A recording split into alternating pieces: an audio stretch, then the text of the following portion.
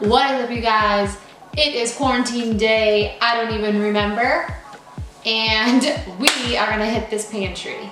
I'd like to think that I had it slightly organized before today, which I pretty much did, but with the surplus of food and things and limited space, I decided that I'm gonna pull everything out and redo it. Some of y'all hit me up on Instagram saying that you would be down for this type of content because your girl is out of work for the time being. Probably like a lot of you. So hopefully you'll find this to be slightly motivating and at least entertaining at least.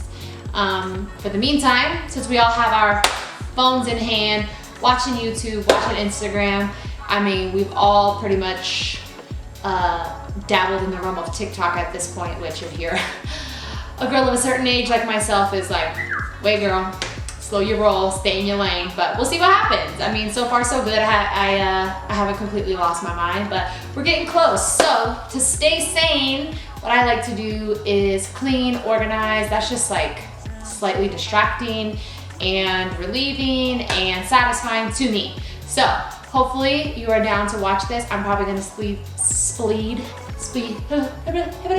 through the clips. Fast forward mode in 3, 2, 1. Let's get it.